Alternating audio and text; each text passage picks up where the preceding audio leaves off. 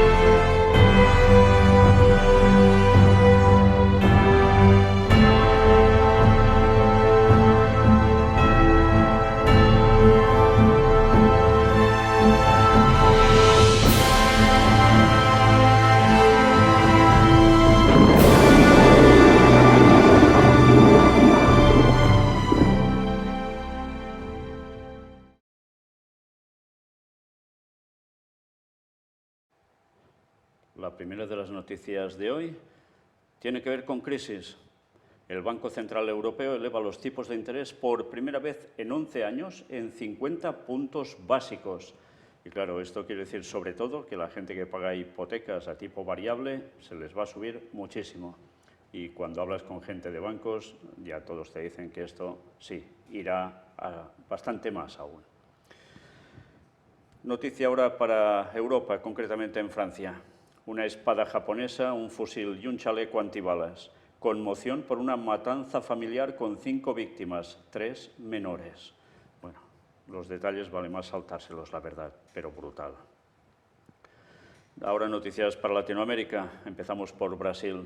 Inauguran santuario con cruz e imagen gigantes de la Virgen de Lourdes. Sí, ya veis, la Virgen de Lourdes también no es solo una cosa de esta parte cercana a nosotros, sino que también se traslada al otro lado del continente, perdón, del mundo prácticamente. Hemos de cruzar todo un gran mar para llegar hasta ese lugar, pero también ha llegado, como no, esa devoción a la Virgen de Lourdes.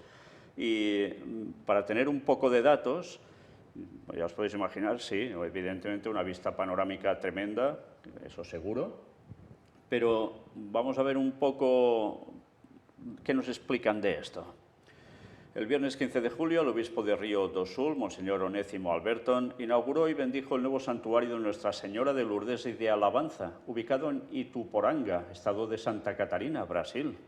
En esta montaña, la obra retrata un pasaje del Evangelio de San Juan, de María junto a la cruz de Jesús. Ahora se presenta la ciudad que está delante de nosotros a todos los que pasan y al mundo entero, dijo el prelado.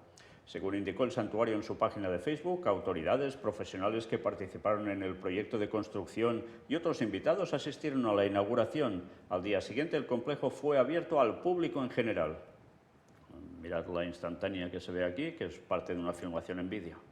El complejo del santuario mariano se ubica en una montaña en Ituporanga, donde hay una antigua gruta dedicada a la Virgen de Lourdes que recibe peregrinos desde 1949. Por tanto, no es solo una cosa de actualidad, ya viene de antes.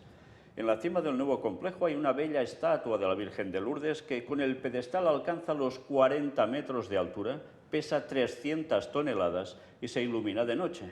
En la base hay una capilla con capacidad para 120 personas que servirá como oratorio y espacio de adoración.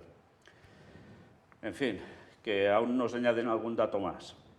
Los visitantes pueden llegar a la cima del santuario en vehículos o subir los cerca de 500 escalones de la vía peatonal. Bueno, ya sonará a penitencia prácticamente. Los que eligen caminar podrán encontrar al inicio del recorrido el rosario suspendido más grande del mundo, que tiene 40 metros de altura y se ilumina de noche. A lo largo de todo el trayecto hay estatuas más pequeñas de los 12 apóstoles que acompañan a los peregrinos hasta llegar a la imagen de 12 metros de Santa Bernardita, vidente de la Virgen de Lourdes, que está arrodillada con los brazos extendidos hacia la imponente estatua mariana. Al costado de la imagen de la Virgen hay una cruz de 50 metros de alto que también brilla de noche. La estructura incluye un ascensor que permite a los visitantes subir 35 metros y contemplar desde una plataforma de vidrio la ciudad y el río Itijaí do Sul.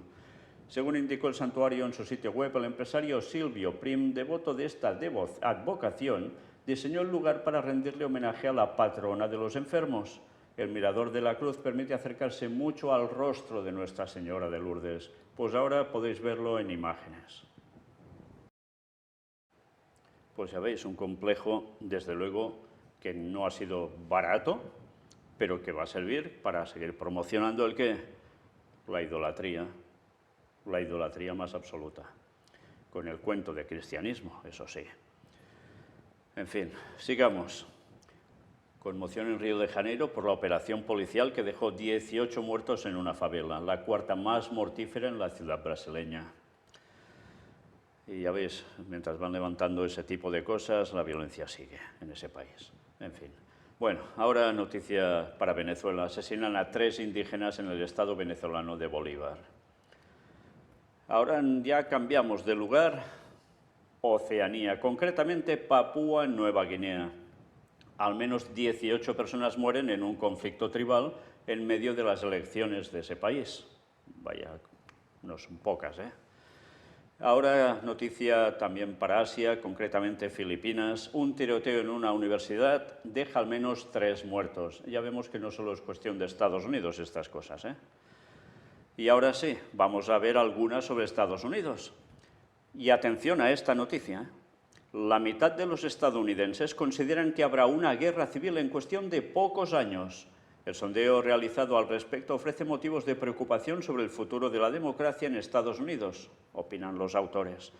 Sí, y esto una vez más, recordad, profecía que escribió Ellen White, habrá guerra civil en Estados Unidos. ¿El momento cuándo va a ser? Ahora no podía ser aún, pero todo va a llegar, ¿eh? Hay una serie de circunstancias que si se hubiesen dado en un cierto momento, hubiese provocado que rápidamente los grandes enemigos potenciales de Estados Unidos los hubiesen masacrado. O sea que todo tendrá su momento, pero todo se va acercando.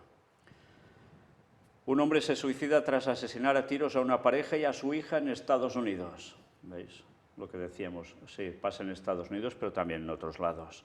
Y volviendo a la noticia anterior que os he comentado, esto tiene mucho que ver con el tema del regreso a la moral que estamos presentando en coloquio. ¿Por qué? Pues porque se está dividiendo el país en 2 facciones totalmente contrarias, la una a la otra. Bueno, de todo eso ya iremos hablando más. Pero ahora nos volvemos a ceñir a las noticias. Ahora nos toca el tema de Israel. 2 terroristas palestinos abatidos durante un operativo en Samaria. Y cada día van apareciendo que ha habido un apuñalamiento, que no ha terminado de morir, que es un continuo, un no parar. Noticia para migrantes. Al menos 17 migrantes haitianos mueren tras el naufragio de una embarcación cerca de Bahamas. Lluvia e inundaciones. Inundaciones repentinas dejan al menos 21 muertos y varios desaparecidos en Irán. Ola de calor. El Reino Unido registra un récord absoluto de calor con temperaturas de hasta 40 grados centígrados. Y allí esta temperatura, pero en tantos otros lugares, también nos hemos quedado cortos, ¿eh? Incendios. El calor extremo en Estados Unidos provoca incendios forestales en 13 estados y pone en peligro a 100 millones de personas. Y en España, montones de incendios. En Francia, en Grecia, en Portugal. Es un no parar también.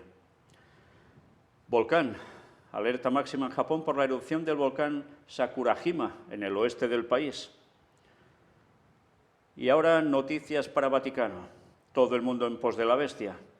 Pues sí, los príncipes de Mónaco en audiencia con Francisco. Evidentemente, ya sabéis a quién rinden la pleitesía. ¿Cómo no? Y relacionado con el Vaticano, pero centrados en Alemania, el Vaticano advierte que camino sinodal en Alemania podría amenazar la unidad de la Iglesia. Siguen con gran tirantez. Pero esto, que os paso la noticia por si os interesa leerla, parándola y mirando detenidamente lo que os dicen, nos lleva a ver esta otra que es la continuación. Cisma, Camino Sinodal de Alemania responde con irritación al Vaticano. Sí, Ya veis qué situación están teniendo también, ¿eh? Una partición que prácticamente no ven cómo parar. En fin, ya veremos qué termina pasando. Y ahora dicho esto, pestes. Parechovirus, el virus que tiene en alerta a las autoridades sanitarias de Nueva York y a los padres. La muerte de un bebé recién nacido en Connecticut ha llamado la atención a este extraño virus que afecta especialmente a los niños y bebés menores de 3 meses. Y aquí nos cuenta un poco qué síntomas tiene este virus. Pero ya veis, es un no parar, ¿eh? En todo, prácticamente en todo. Pero ahora, mira por dónde, lo que ya empezaba a verse venir desde un mismísimo inicio, y lo presentamos, ¿eh? La OMS alerta que la nueva ola de COVID en Europa será similar a la del verano de 2021 con 3.000 muertos semanales. Sí, la cosa, ya ves, dicen que no va a parar. Y como en Alemania ya se planteaban de volver a poner mascarillas, pero también desde Europa en general se decía que quizás se debería volver también a eso. Pero esto no es todo, porque esto ya se veía venir de sobras y también lo dijimos. La OMS clasifica el brote de la viruela del mono como una emergencia sanitaria mundial. Hasta el momento ya se han registrado más de 16.500 casos en 74 países, en la mayoría de los cuales la enfermedad no es endémica, y España se lleva la palma. En fin, que ahora es emergencia sanitaria mundial. ¿Llegará también a ser pandemia? Es que a este paso ya veis cómo va el panorama, ¿no? Clasificar una enfermedad como una emergencia de salud pública de importancia internacional es el nivel de alerta más alto de la Agencia de Salud de la ONU. Tenemos un brote que se ha extendido por todo el mundo rápidamente a través de nuevos modos de transmisión sobre los que sabemos muy poco, dijo el director general de la OMS. ¿Saben muy poco al respecto, dicen, de cómo se transmite? La designación significa que la OMS ve al brote como una amenaza lo suficientemente importante para la salud mundial que requiere una respuesta internacional coordinada para evitar una mayor propagación del virus e impedir que se convierta en una pandemia. Asimismo, con esta medida, el organismo internacional solo puede emitir orientaciones y recomendaciones a los países, no mandatos, o sea, no pueden obligar. Pero mirad qué curioso esto. Discrepancias entre los expertos y el jefe de la OMS. El Comité de Emergencias de la OMS se reunió este jueves para discutir la medida, pero los expertos que integran esa comisión se mostraron divididos sobre si el brote de la viruela del mono representa realmente una emergencia sanitaria mundial. No lo tienen claro, ¿eh? Hay contradicción entre ellos. Al anunciar su decisión, Tedros confirmó que el comité no había logrado llegar a un consenso. Agradezco al Comité de Emergencia por sus deliberaciones y consejos. Sé que este no ha sido un proceso fácil ni directo y que hay puntos de vista divergentes entre los miembros. Pero claro, cuando empiezan así, que entre ellos no lo tienen claro, al final ya veis cómo después todo se va complicando y suele terminar fatal. Que nos lo digan con lo del COVID-19, ¿no? Y todas las medidas que llegaron a implementar. Bueno, pues nada, veremos a ver qué termina pasando, pero Jesús lo acertó de lleno, pestes, y están saliendo, y de qué modo, ¿eh? Lo estáis comprobando, y todo esto antes del regreso de Cristo. Bueno, pues aún hay más, mirad esto. Miembros del Comité de Inteligencia de Estados Unidos aseguran que existen armas biológicas que apuntan al ADN de personas. Además, señalaron que adversarios del país norteamericano podrían usar esa misma tecnología para atacar el ganado y los suministros de alimentos. ¿Y sabéis cómo dicen que están recogiendo la mayor parte de, cómo os diría yo, para saber cuál es tu ADN? ¿Cómo lo hacen? Pues sobre todo se basan en esas páginas que sirven para conocer tus ancestros. Sí, si tu origen es judío, si tu origen es no sé qué o no sé cuánto. Y allí como tú ya introduces tu ADN, pues normalmente con un poco de saliva o algo parecido, pues ya está, ya tienen tus datos. Y que parece ser que estos datos, aunque las empresas, algunas las más importantes, dicen que no los dan a nadie, pero que no hay ninguna ley que les haya prohibido el suministrarlo a empresas que puedan trabajar con ello. Con lo cual te pueden preparar, ya veis el qué, un arma biológica a tu medida. O con un cierto grupo que tiene algo en los genes que prácticamente es igual para todos. Por tanto, serviría preparar un arma biológica para según qué tipo de población en concreto. aunque también, ya veis, puede ser para un solo individuo. En fin, ¿qué es un no parar? Y todo esto, ¿qué? Luego pasa porque resulta que la civilización está más en contacto con las fuerzas de la naturaleza y los animalitos campestres y selváticos. ¿Es por eso, en verdad? ¿O es porque lo están moviendo y de qué modo? En fin, pero el caso es que Cristo nos lo dijo, habrá pestes. Y además en un contexto de situación que es como la que tenemos ahora, ¿eh?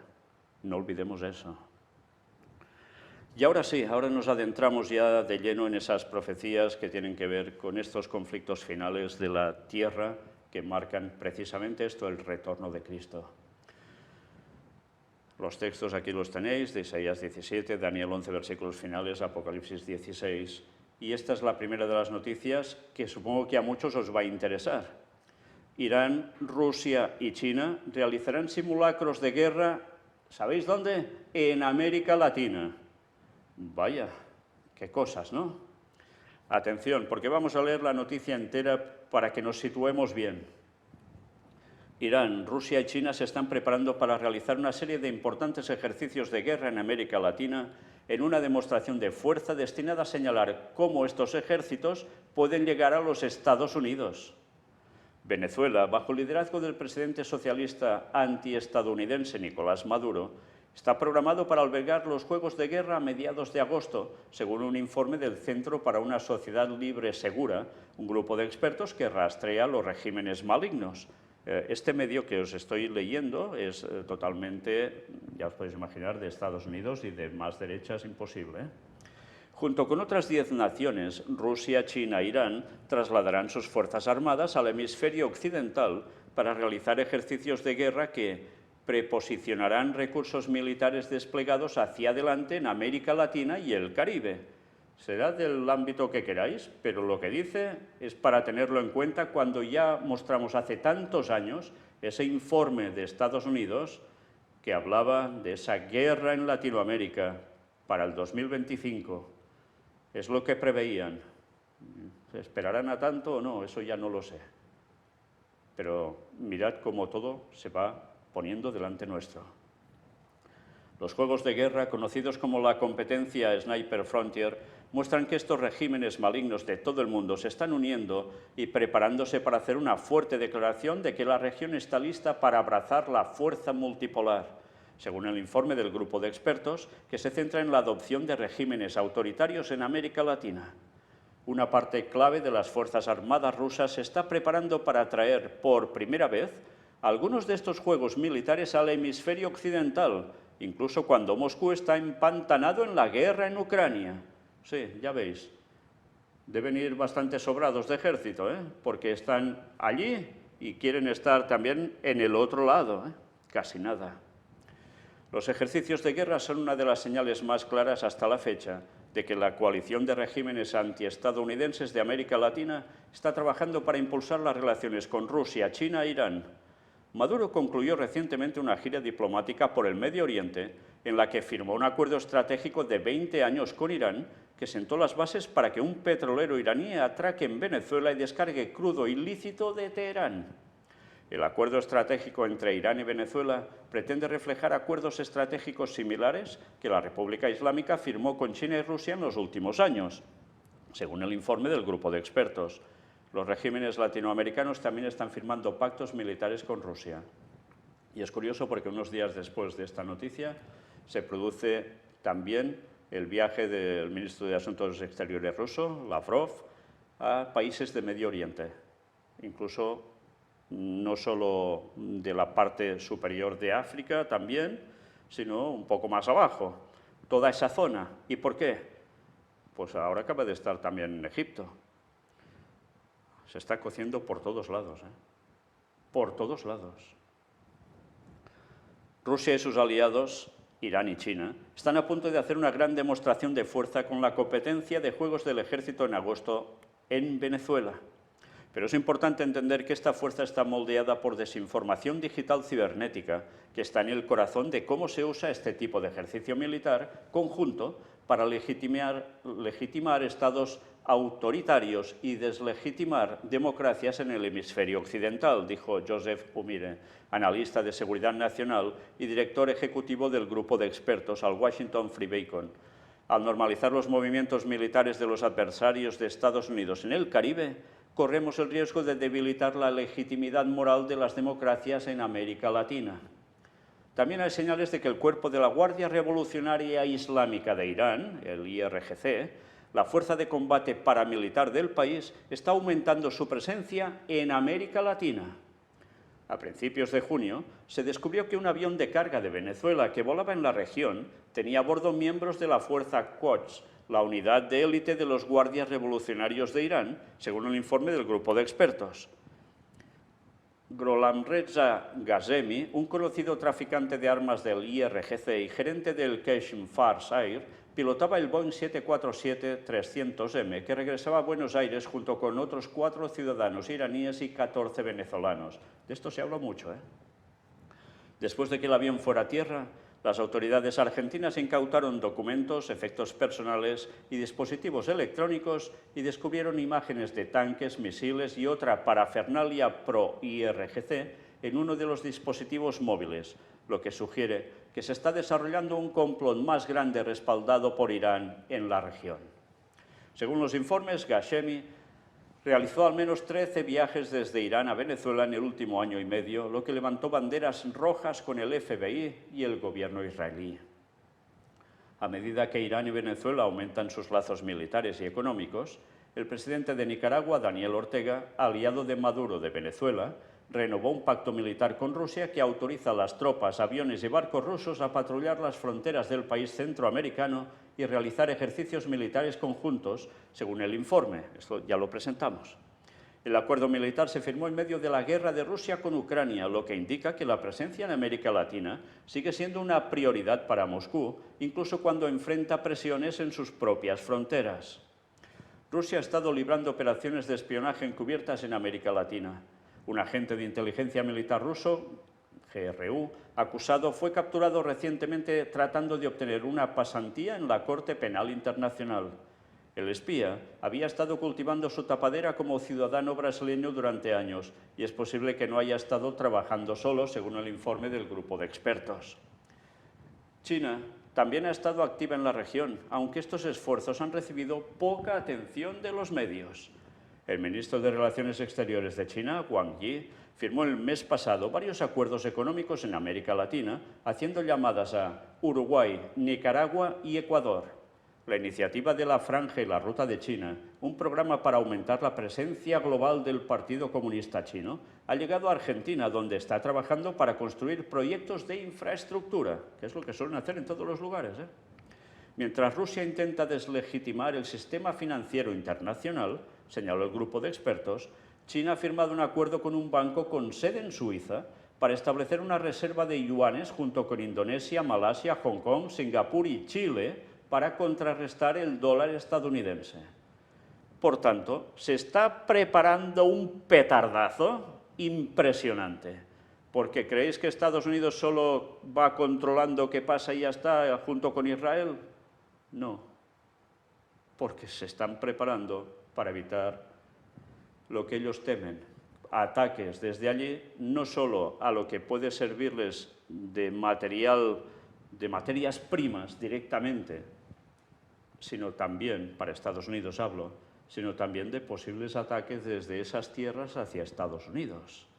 Una vez más, el famoso patio trasero que dicen de Estados Unidos, que así consideran a toda América Latina. Bueno, pues una vez más nos damos cuenta que lo que hemos dicho tantas veces se sigue cociendo. Y al final, ya os podéis imaginar qué pasará. ¿Creéis que en algún lugar se puede estar seguro? Solo se está seguro con Dios y que pase lo que pase, y nos pase lo que pase, podemos tener la paz de Cristo en nosotros. Porque el mundo, ya veis en qué situación se está poniendo. Y la profecía era clara.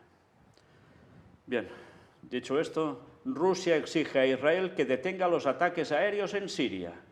Una vez más, ya nos estamos dando cuenta cómo entre Israel y Rusia cada vez hay menos feeling, cada vez se tragan menos, digámoslo así.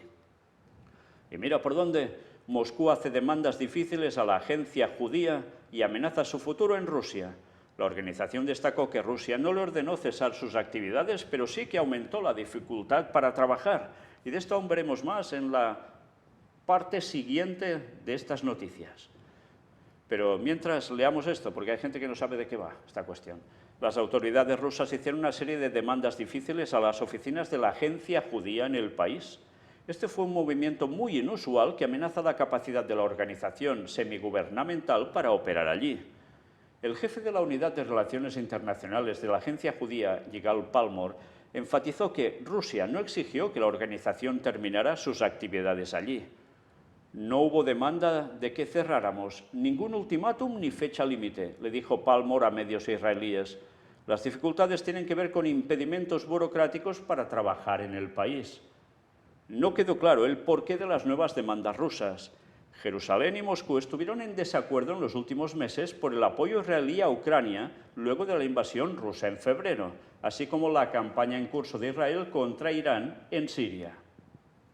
La agencia judía es un brazo no oficial del gobierno israelí y tiene la tarea de supervisar y alentar la inmigración a Israel.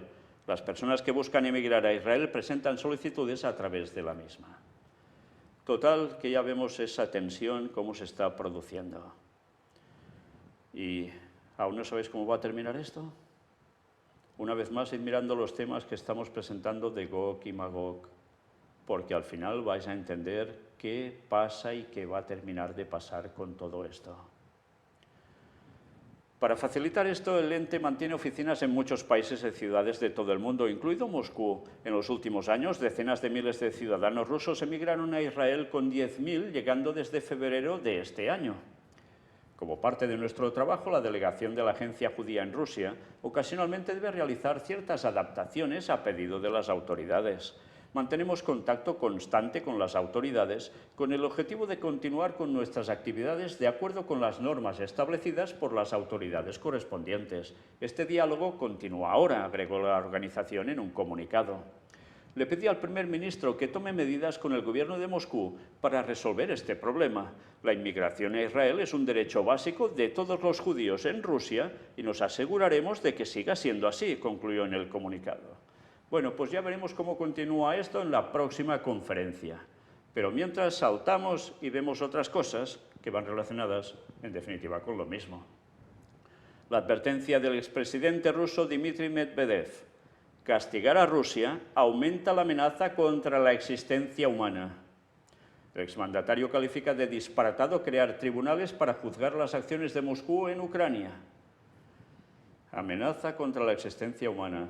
Está hablando de guerra nuclear, ¿eh?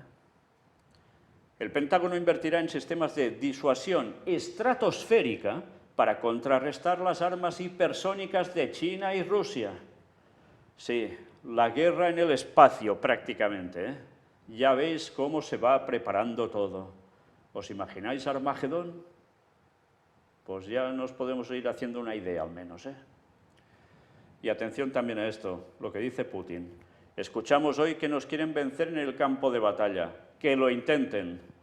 Todavía no hemos iniciado nada en serio, asegura el presidente ruso, acusando al occidente colectivo de haber librado la guerra en Donbass.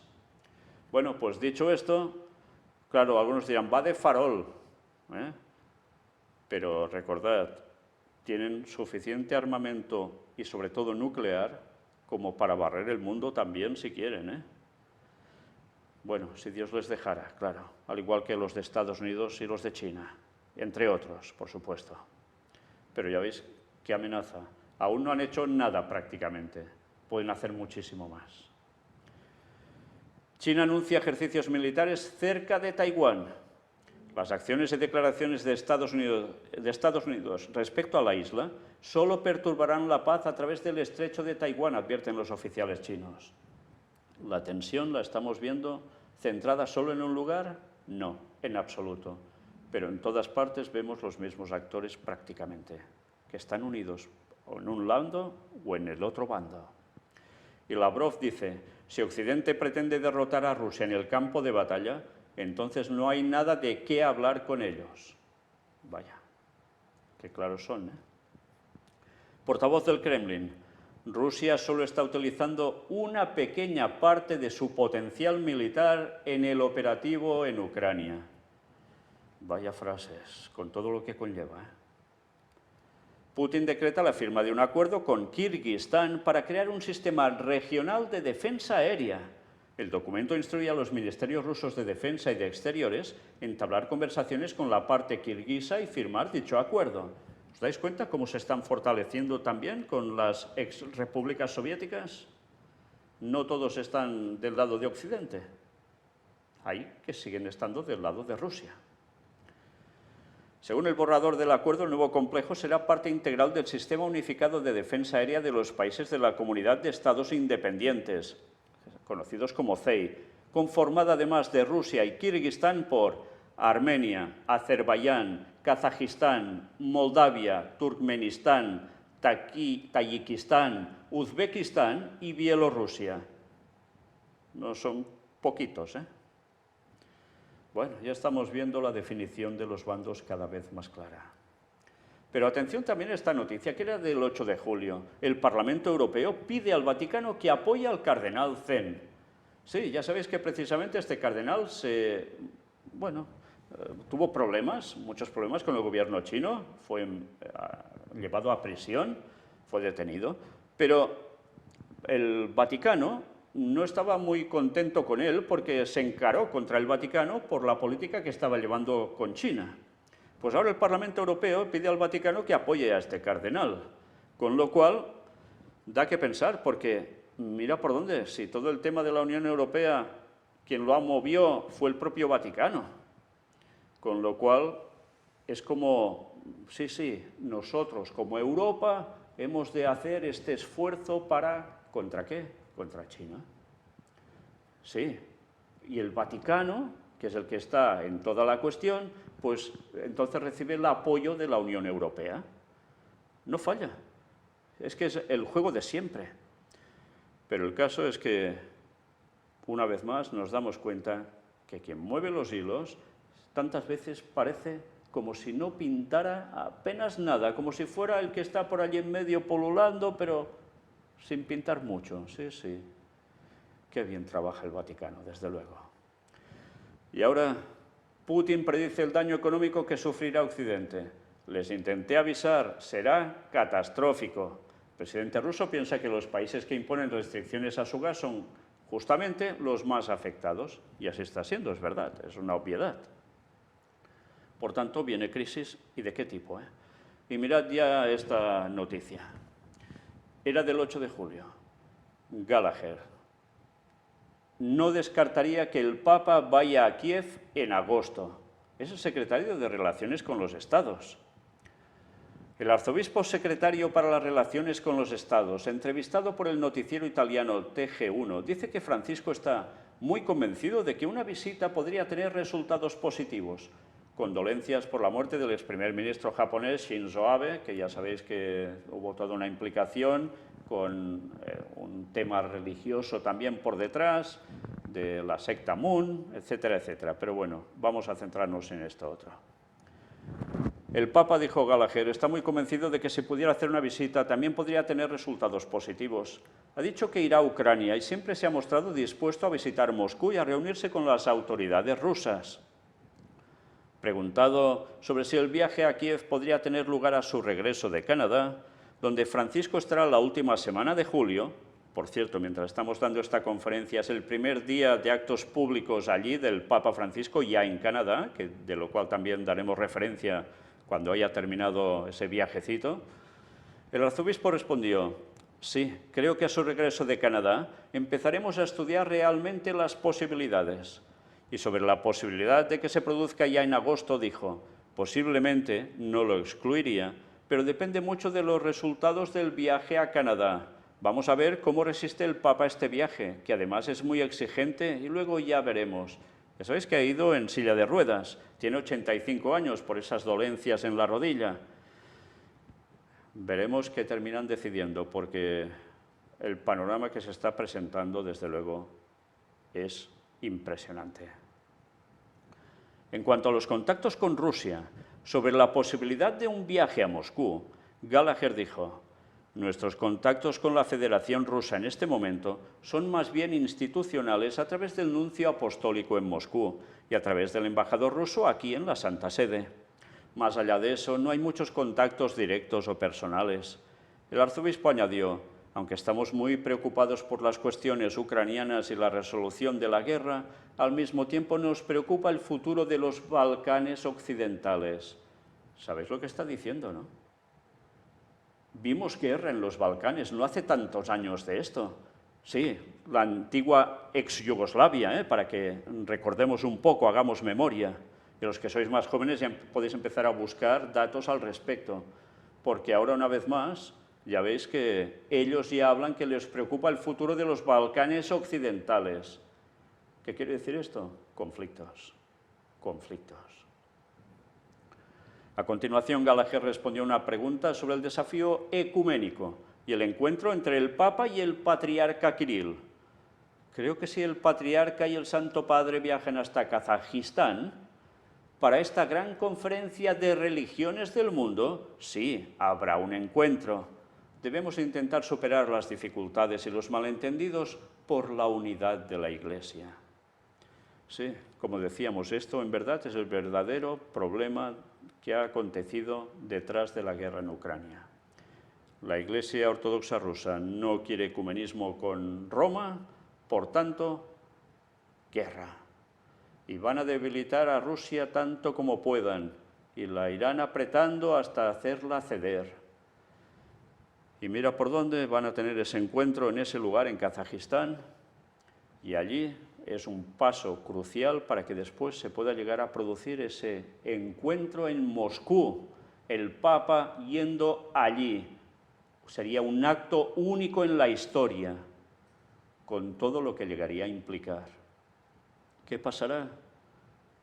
El tiempo lo dirá, pero lo que sí sabemos es que ahora Rusia y después China van a ser sometidos por el papado durante un tiempo. Pero antes, evidentemente, no va a ser cosa fácil hasta llegar a ese momento, con todo lo que puede implicar. Que después se les va a volver a regirar. Las profecías son muy claras al respecto. Pero mirad cómo tenemos la profecía delante nuestro, paso a paso. Solo debemos conocerla. Por último, el arzobispo secretario para las relaciones con los estados comentó el asesinato del ex primer ministro japonés Shinzo Abe. El atentado y su muerte me llenan de profunda tristeza. Tuve el honor de conocer al primer ministro cuando visité Japón. Fue un hombre que ejerció una gran influencia más allá de las fronteras de Japón. También era una persona muy controvertida, pero un hombre de principios, un hombre con un gran sentido del bien común de su pueblo. Y así concluye esta primera parte de noticias. Que vaya lo que os hemos llegado a mostrar en tan poco tiempo, pues esperad a ver la siguiente. Y aún veréis más. Y vaya noticias.